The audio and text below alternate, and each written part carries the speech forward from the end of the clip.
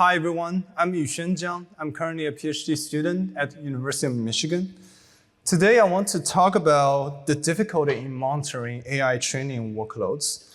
The title of this talk is called Closing the Observability Gap in AI Training.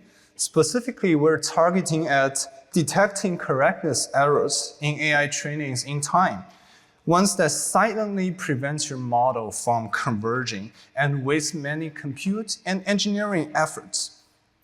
The subtitle, Beyond Loss and Accuracy, is our key idea.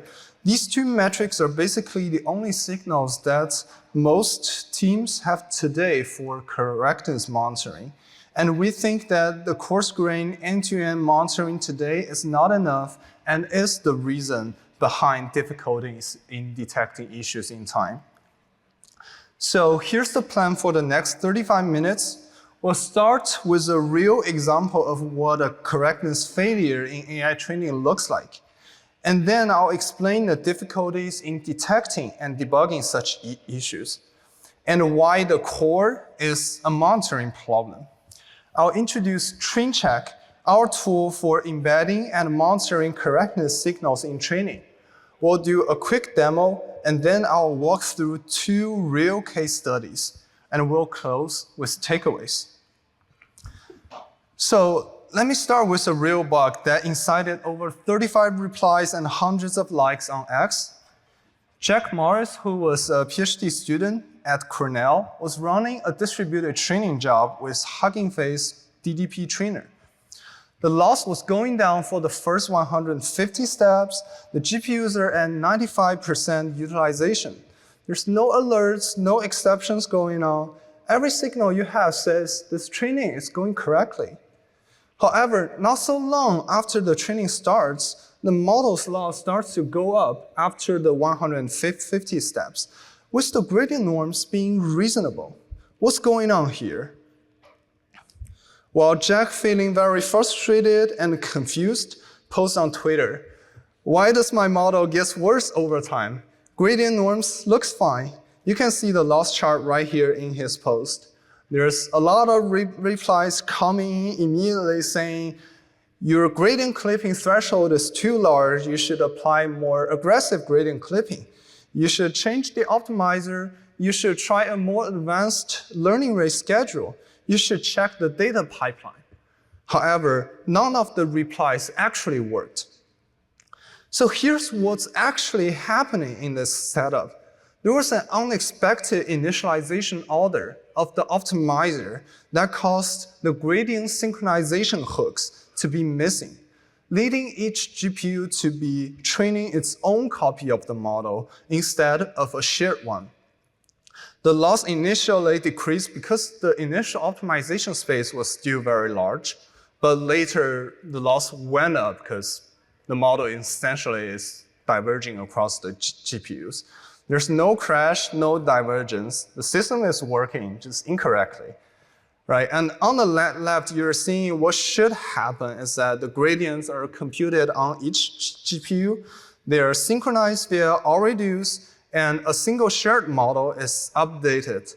On the right, what actually happened is that allReduce sync is being skipped, and each GPU just updates its own model based on its own gradients. So here's the critical point I want to say, that the bug actually exists in your code base, in your training run from step one, from the very beginning. But from the loss signals that you're monitoring, you can only see there's a problem after step 150. So by the time you understand there's a problem, you're already pretty much late, and you lost a lot of compute. And when you realize there's a problem, there's no signal for you to debug. It's very late, it's very frustrating, and it's also expensive. So, and this is actually not a one-off case, right? We see a recurring pattern of such kind of silent training errors happening online, and they raises a lot of discussions on Twitter. For example, there's a famous model called Mamba, but there's like a bug in the initialization of the parameters in the Hugging Face implementation as compared to the official implementation. And that caused many academic papers' results to be not reproducible. There's also a large language model called Bloom, where it was trained on 386 A100s. It took around 4 months and millions of dollars to train. However, they also had a gradient synchronization bug that caused their model checkpoints to be invalid. In their quote, they say that they didn't have much time to do software validation because they were rushed to train. The training looked okay, so they started to training. Andrej Karpathy also raised a few discussions on a recent bug observed in the MPS backend of PyTorch that caused the computation results on non-contiguous tensors to be silently corrupted. So why is this happening? We argue that this is a monitoring problem. Detecting these bugs much earlier is very hard today, primarily because we don't have the right signals. So look at the left panel. The signals that we rely on today, loss and gradient norms, they are noisy by nature. Training loss fluctuates, and it's hard to tell whether the fluctuations are a bug or just normal variance. These signals are non-deterministic. When even your training is completely healthy, it still can happen with some spikes that make you being suspicious about your training run. And also they're end-to-end, right? It's the final aggregate of thousands of components of APIs. So a problem gets in one component will get diluted. And finally, they are very late, right? Even when you have a bug in a specific kernel, that error takes time to accumulate to manifest in a final end-to-end signal. And the consequence is that we will have no symptoms until it's too late, or the signal is so unclear that we cannot tell if it's real. Detection and debugging gets conflated into one painful loop. What we need are fine-grained, deterministic correctness signals. So what we monitor today are loss curves, GPU utilization, and logs, step time. These are all activity signals. They tell you that the system is running. We measure activity, not correctness. What we don't monitor, and also is crucial to correctness, is the training semantics, whether gradients are actually updating all the parameters, whether all your GPU workers are in sync, whether the training loop is following your expected patterns, when you're doing mixed precision training, whether that data conversion actually happens, right? And the key insight here is that if we want to detect those silent bugs, right? The silent bugs, they usually have actually precise and actionable root causes at the API behavior and the event sequence level. If we could have monitored those behaviors during training, we can detect those bugs much earlier.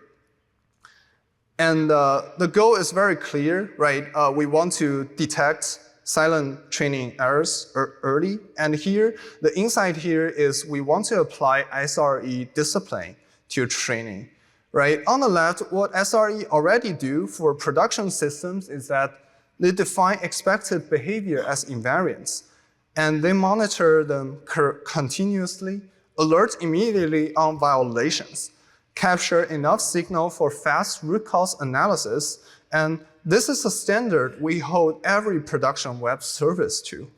On the right, note what training gets today is there's no invariance, no continuous monitoring, and no fine-grained alerts. Training runs cost millions of dollars, right? And we should hold trainings to the same standard. So what does this look like concretely? Every bug we showed earlier had a simple expectation that if monitored, would have captured the bug immediately. The DDP sync bug is that if we could check the ways that should be consistent across the GPUs, we could catch it at the first step. The frozen encoder bug, if we can check the optimizer step, actually updated your checked parameters. If we can turn those expectations into runtime check, evaluated at every step, we would have catched those bugs much earlier on. And this brings us to our core idea and also the topic of today's talk, TrainCheck. TrainCheck is a monitoring framework that encodes expected training behavior as checkable invariants. TrainCheck validates invariants at runtime step by step and services violations immediately with step, stage, and trace context. And on the right, I show some example invariants here where optimizer.step must follow last.backward is an API sequence invariant. Weights must be equal across TP rank for layer norm layers is a consistency invariant with a precondition. Zero grad must reset gradients to none is an event containment invariant. Optimizer.step must update all the tracked parameters is also an event containment invariant. These rules can be learned from real runs, not written by hand, and preconditions ensure that they only fire when relevant. So how does TrainCheck actually work under the hood? It starts with instrumentation. TrainCheck captures two kinds of structured traces from your training run. First, API traces. Every relevant PyTorch API call is being recorded. The function names, arguments, return values, which parameters were involved, and metadata like the training step and stage. We do this instrumentation via monkey patching. For example, torch.matrix modification becomes a wrapped version that locks the call and passes through to the original implementation. Secondly, variable traces. Parameter state changes are recorded at the key points. After optimizer.step, after zero grad, we track data hash, gradient hash, shape, dtype, and the device for every tracked parameter. We use tensor subclassing or proxy objects for this tracking, and so that we can observe the training behavior without modifying the original code. On the right, you can see the real training trace snippets from the official MNIST example. The API trace shows an outer delta optimizer.step with all the 8 parameters. The variable trace shows convolutional parameter 1.weight before and after zero grad, some data hash, but gradient goes from a value to null. This is the level of granularity that we are working with. We also optimize this aggressively. We do selective instrumentation at the check-in time to only trace APIs in active invariants. Sampling policies and tensor hashing instead of full comparisons are also active here. So now how do we go from these traces to invariants? There are 3 simple steps. Let me walk through with a concrete example using the Bloom parameter divergence bug. So here's a simplified trace showing 3 parameter records. Record 1 shows that layer norm.weight on TP rank 0, some data hash. Record 2 and 3 show some other parameters data on some other workers. So the step 1 is to scan the trace for any potential patterns. And then we see that trace record 1 and 2 constitutes a passing example for a consistency invariant. Then we validate this pattern across the entire trace. We found out that 1.2 is the only passing example, while 1.3 and 2.3 are the failing examples. Based on the differences from the passing and the failing examples, we deduced the precondition that this consistency invariant should only hold across parameter states that are on different tensor parallel workers and should only be checked when the step of the state is equal and have the same parameter name. And to put this more concretely, this is like what our invariant looks like in practice. The invariant is defined with a relation, which is essentially a template for possible semantics. And then the descriptors, which are abstractions over concrete APIs and variable instances that we want to check. For example, the case here, if we want to check the data consistency, then the two descriptors will be torch.parameter.data and torch.parameter.data. Notice that this invariant by itself is only applicable to the non-sharded tensors across the workers. So to check this invariant at runtime without firing too many false positives, this invariant must be accompanied with a precondition that defines the context under which it holds. So the precondition here is what we just inferred. And here are the 5 relations that we currently support. Those relations are basically developed based on our insights on a large-scale study of the existing silent errors that developers face every day. And one core feature of TrainCheck is it infers preconditions for invariants, and preconditions is what is the core to transform invariants from patterns to accurate checks that do not fire too many false positives in deep learning's case, primarily because DL correctness oftentimes is very context dependent. For example, the invariant saying that optimizer should update all parameters should only apply to non-frozen layers. Weights consistency across GPUs should only hold for non-tensor parallel parameters, right?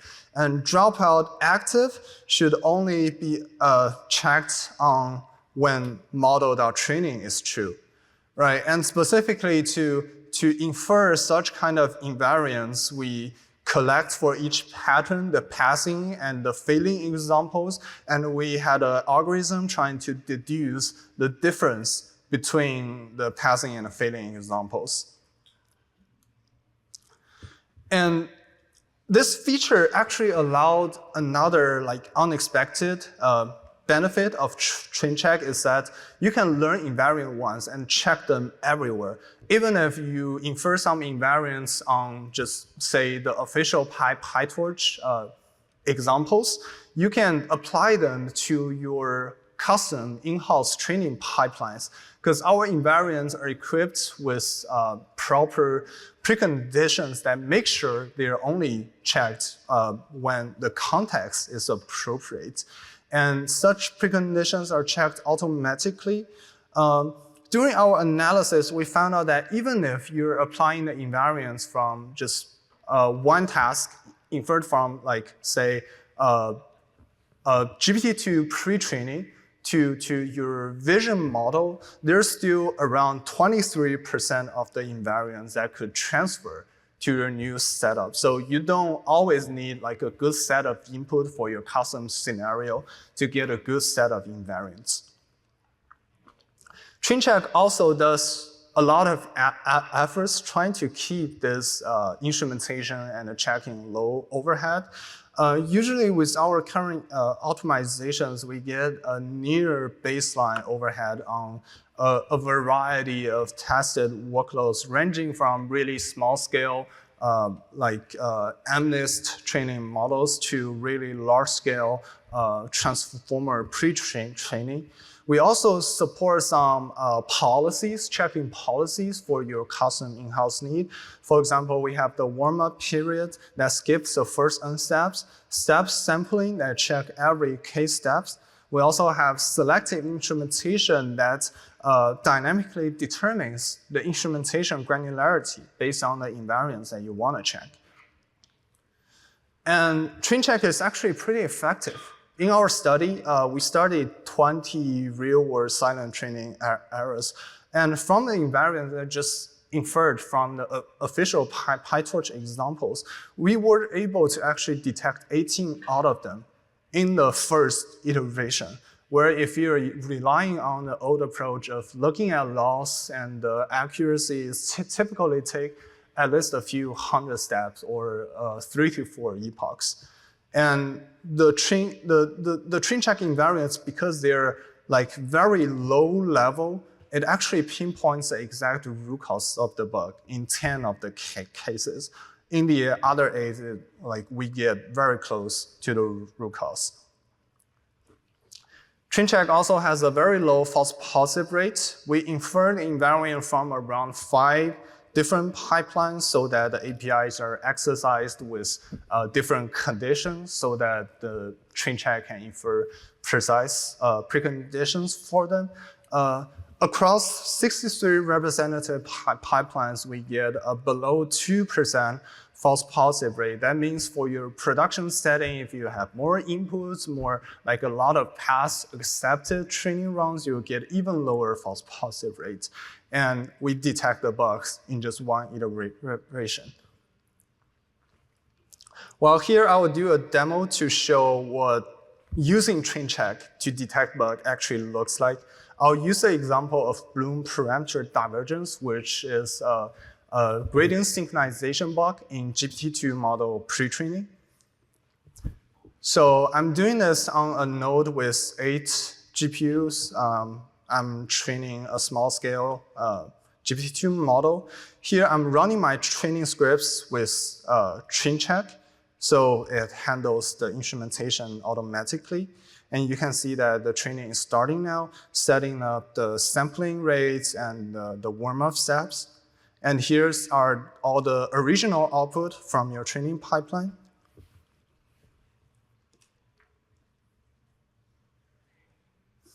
I'm gonna skip.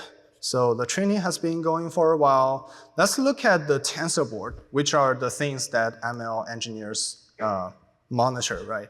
Looking at the loss, looking at the gradient norm, we're at around step 80 right now, and everything looks pretty good, right?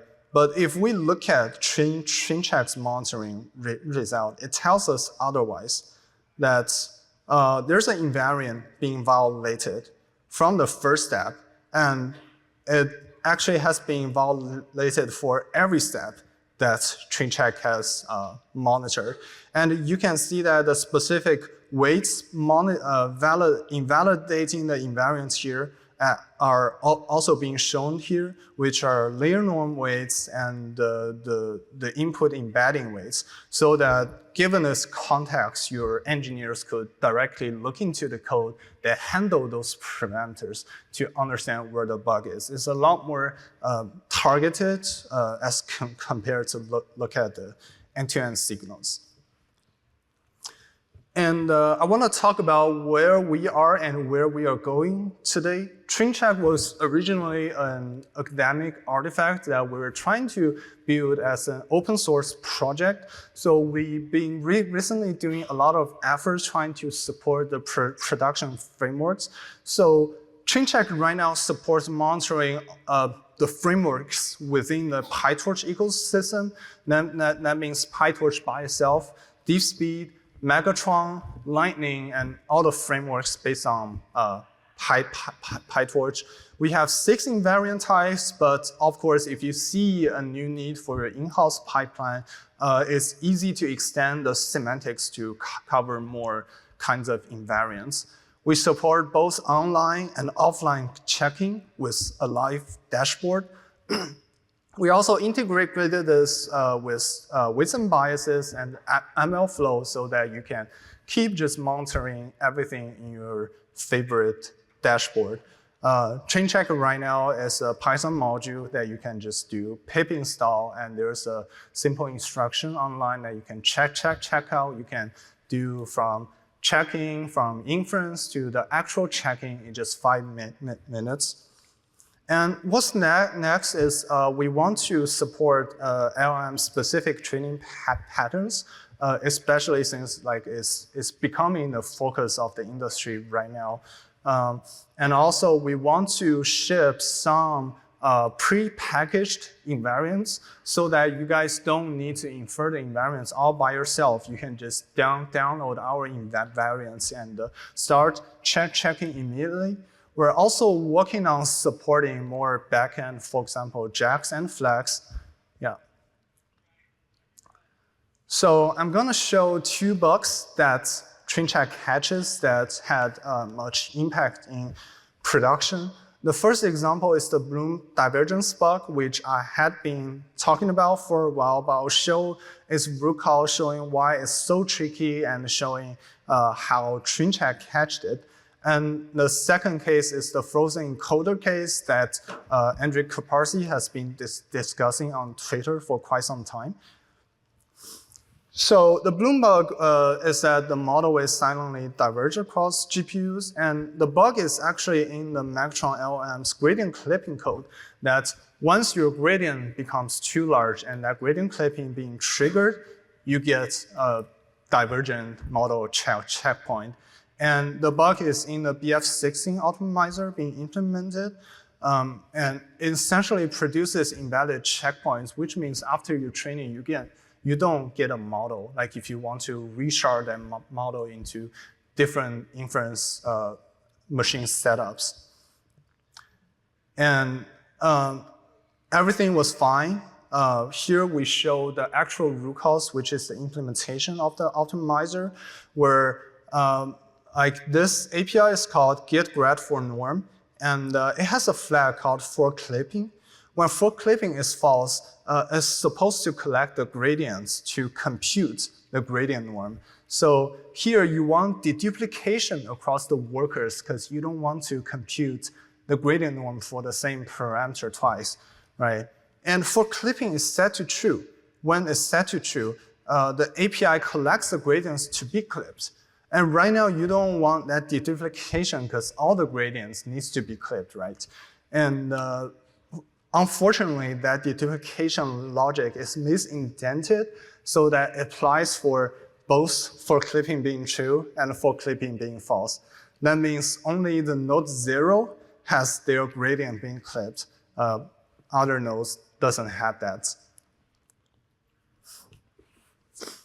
And here with our invariant that checks the consistency across the parameters across tensor parallel workers, we get an arrow immediately with all the context that says, okay, this layer is problematic and you get differing values. The second case is where it's again a PhD student training its code. The training is initially worked fine, but later, like after a few thousand steps, the loss just never went down to the expected behavior. The PhD student tried a number of tricks trying to optimize its neural network, but just never worked. Under closer inspection, the PhD student realized that there's a bug that caused its encoder part of the model to be never updated. And under closer inspection, it finds that there's a bug in Adam's add-C-mal operation that failed on non-contiguous tensors. And just all the gradients being computed ends up being 0, with never updated. And because the decoder part has contiguous layout, you still get a partially optimizing model. It just never goes to your expected part.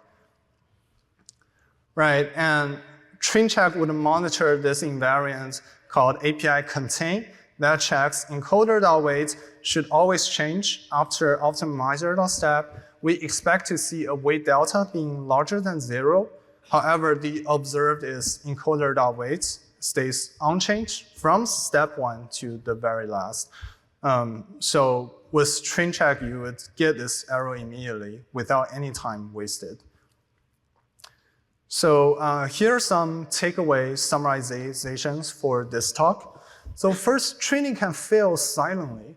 Many people today, they focus on like fault tolerance of the training pipeline, like once your GPU crashes, when you have a SDC, when you have a flaky network, right? Those kind of hardware faults and machine crashes matter, but there's also another very prominent failure pattern, which is correctness violations. And for those kind of errors, loss curves and GPU utilization just doesn't tell the full story. Debugging is usually too late. By the time you're debugging them, you've already lost compute.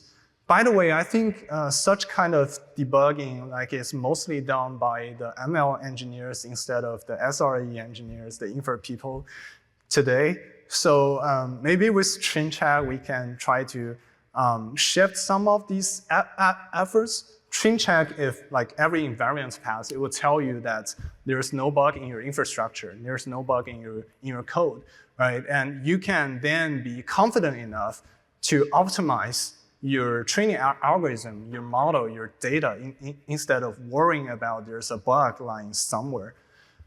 Correctness signals are missing, right? We should monitor whether training is correct instead of just the end-to-end performance. And we think that the invariant-based checks monitoring is the right abstraction. Non-determinism, we think, is only an artifact of you checking at the too high level. If you can check invariants at the individual API, at the event level, you can catch many failures much earlier on. But of course, there's a trade-off between the overhead and the level of detection you want. So closing, training is becoming the production infrastructure, and we believe that it deserves SRE-style correctness monitoring instead of a giant trial and error loop. And the same discipline we apply to production services should apply training to. And here's the QR code for the TrainCheck repository.